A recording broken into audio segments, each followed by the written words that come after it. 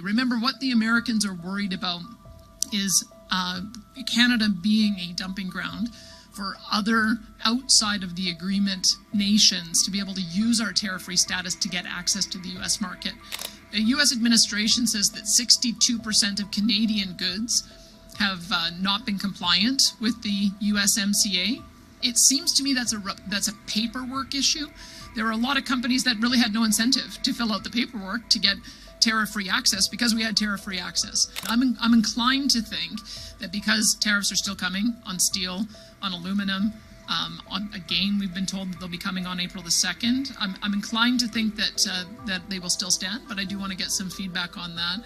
My understanding, and again, we're getting advice and it's changing almost hourly, but the most recent advice that I've been given is when the U.S. administration says that 62% of Canadian goods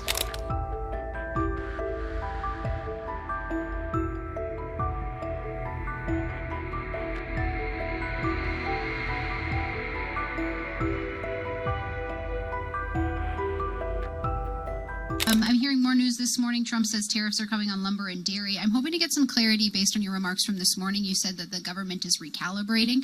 Just hoping to get some clarity. Those 4 measures you introduced earlier this week in response to the tariffs, do they still stand? And what is your understanding of how this reprieve till April 2nd applies to energy? Because we're hearing some U.S. media reports that would not be included in the pause. I'm going to have a caucus discussion after our meeting today, so I'll ask them what kind of feedback they're getting and whether or not they feel that the measures that our cabinet committee have taken should have a bit of a pause on it. I'm inclined to think that because tariffs are still coming on steel, on aluminum, again, we've been told that they'll be coming on April the 2nd. I'm inclined to think that they will still stand, but I do want to get some feedback on that. My understanding, and again, we're getting advice and it's changing almost hourly, but the most recent advice that I've been given is when the U.S. administration says that 62% of Canadian goods have not been compliant with the USMCA. It seems to me that's a paperwork issue. There are a lot of companies that really had no incentive to fill out the paperwork to get tariff-free access because we had tariff-free access. Now that there is a difference between energy that does not qualify for the exemption and energy that does, I suspect everybody's calling their lawyers. We'll get very quickly into compliance, and the vast, vast majority of our product is going to go into the United States tariff-free. Remember, what the Americans are worried about is Canada being a dumping ground for other outside of the agreement nations to be able to use our tariff-free status to get access to the U.S. market. I can verify the oil and gas going through our pipelines is Alberta Oil and Gas. So I think if we can just get that paperwork sorted, we'll be all right. Same with our food products. There may be a little more work that we have to do with agriculture to verify that all of those products are Canadian and Alberta origin. But there's some wonderful apps that have started. I think I know of at least 4 of them that are able to verify that. Timber remains a problem, and as you mentioned, there's still a couple of other areas. But what I would like to see is we're going to get a new Prime Minister in a couple of days. So hopefully that will cause one recalibration. But more importantly, we need to go into an election so that we have the new Prime Minister, whoever that may be, with a 4-year mandate so that we can accelerate the renegotiation of the Canada-U.S. Free Trade Agreement.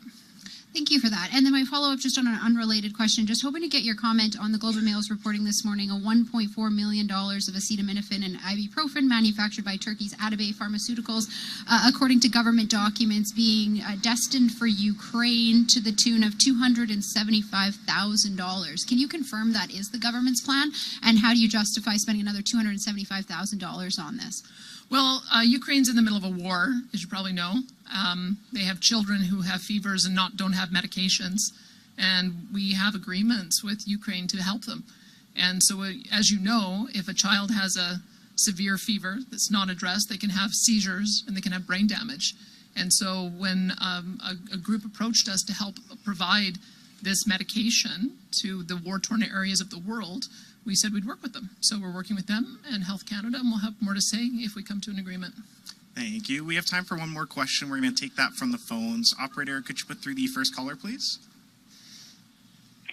Next up, we have Morgan Black from Global News. Your line is open. Hi, thanks for taking my questions. Premier, it's Trudeau's final days as PM. How do you think his legacy will be remembered here in Alberta? I always like to start with the positive.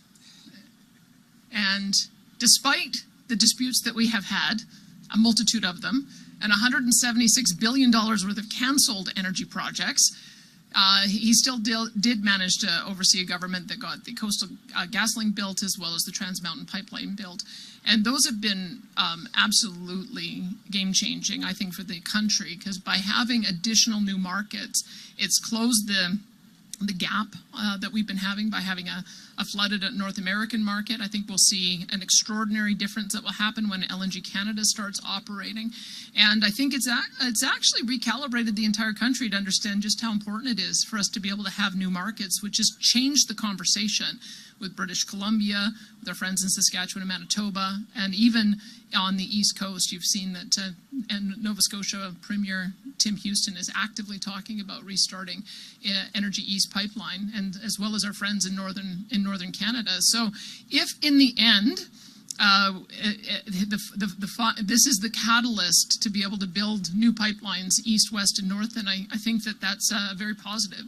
But on balance, we've had a lot of fights, and we still have them. We don't agree with net zero regulations on our power grid. That's not their jurisdiction. We don't agree with emissions cap on our energy. That's, again, I think outside their jurisdiction.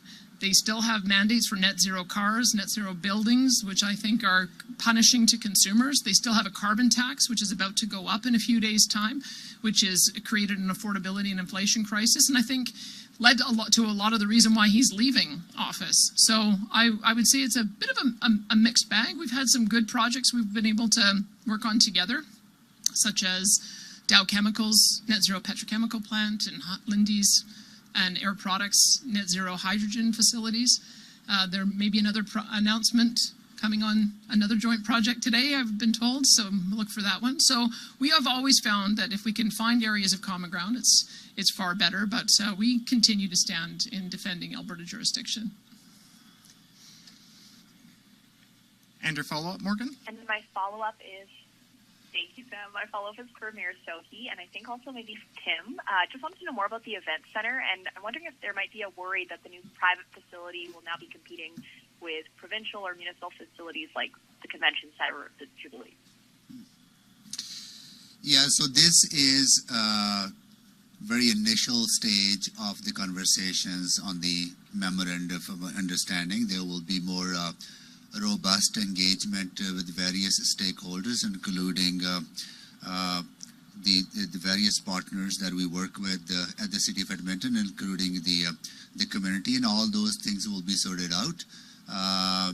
What I know that there is still a gap in our community, particularly in the mid-size venue in Edmonton that could potentially be part of the event park. But I also understand that having access for community to community ice and other amenities that Edmonton downtown communities need will be part of the conversation too. So there's a lot of things to be sorted out as part of the ongoing conversation, but that's something that I am committed to ensuring that we have that the public interest is always paramount in these conversations, that we're building a facility that will be that'll meet the needs of everyone, including our public.